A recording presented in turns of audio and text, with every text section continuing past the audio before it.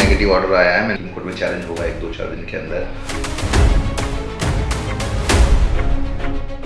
और जो गांधी जी ने रास्ता निकाला नॉन कोऑपरेशन का।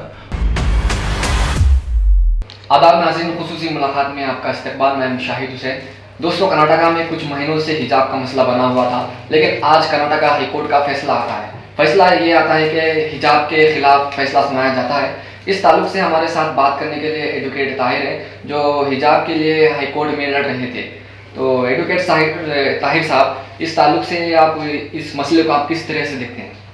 देखिए, जो आज ऑर्डर आया है बहुत ही नेगेटिव ऑर्डर आया है। मैंने एक्सपेक्ट नहीं किया था ये ऑर्डर है। क्यों एक्सपेक्ट नहीं किया था बोले तो सबको मालूम है कि सबरीमाला के केस में एक रिव्यू पिटिशन फाइल हुई है, जिसमें कि उन्होंने बाकायदा स्पेसिफिक क्वेश्चन फ्रेम किया है कि जुडिशियल रिव्यू किस हद तक आर्टिकल 25 को डिसाइड कर सकता है। दूसरा एविडेंस है उसमें था कि court essential religious practice court decide करेगा या रिलीजियस लीडर डिसाइड करेंगे। तो ये दो बहुत इंपॉर्टेंट क्वेश्चन थे। और तो कोर्ट ने जो रिलीजियस प्रैक्टिस इसेंशियल प्रैक्टिस के ऊपर जो ऑर्डर दिया है, ये बिल्कुल ही रॉन्ग ऑर्डर है। और मेरे ख्याल लगता है सुप्रीम कोर्ट में जब पेंडिंग था, ऑलरेडी उनकी नॉलेज में लाए थे हम लोग प्रोसीडिंग में, तो उनको नहीं देना चाहिए था। खैर जो है उन्होंने दे दिया।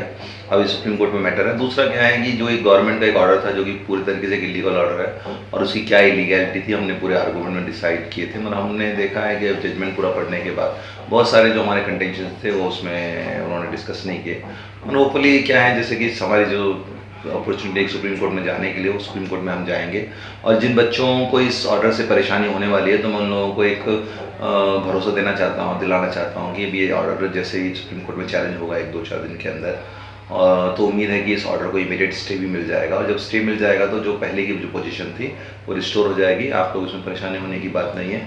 और मुझे अभी भी उम्मीद है सिस्टम से कि यहाँ पे नहीं तो मैं सुप्रीम कोर्ट में जो है जो हम लोगों का इंसाफ तो नहीं बोलूँगा, जो हमें अपना हमारे हक की जो हुकूमत जो हक की जो हमारी हिफाजत होनी चाहिए ज़रूर होगी इंशाल्लाह। और जो लड़कियां हिजाब पहनकर कॉलेज में जाया करती थी, अभी भी जा रही है, तो इस ताल्लुक से आप क्या कहना चाहेंगे? अब हिजाब पहनना कॉलेज में ज़रूरी है या नहीं? देखिए, बेसिकली ये सब सारी चीज़ें हैं। एक्चुअली बहुत एक छोटा सा एक इशू था जो कि कॉलेज, प्राइवेट कॉलेज, एक गवर्नमेंट पीयू कॉलेज उड़पी का जो इशू था, गवर्नमेंट ने और डिवाइसिस ताकतों ने उसे अलग तरीके से बनाकर उसको बड़ा कर दिया और इसको एक बड़ा इशू बनाया। खैर जो भी है एक अलग बात है।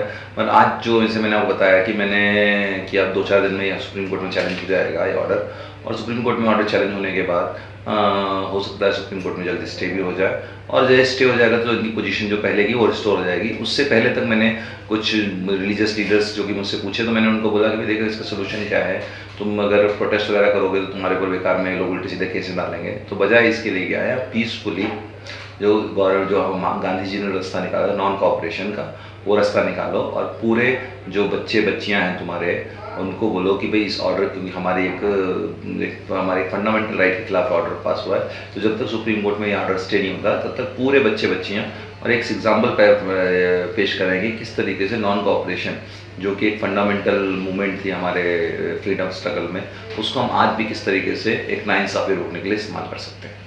जी, ये थे हमारे साथ एडवोकेट ताहिर साहब, जो हिजाब के ताल्लुक से जो कर्नाटका में हाई कोर्ट का फैसला है, इस ताल्लुक से बात कर रहे थे। तो हम के शुक्रगुजार हैं कि इन्होंने हमारे लिए बिजी शेड्यूल से हमारे लिए वक्त निकाला। तो बहुत बहुत शुक्रिया आपका। और हम आगे ही ऐसे ही हिजाब के ताल्लुक से आपको अपडेट देते रहेंगे। तो मिली डिजस को सब्सक्राइब करें और सपोर्ट करें। शुक्रिया।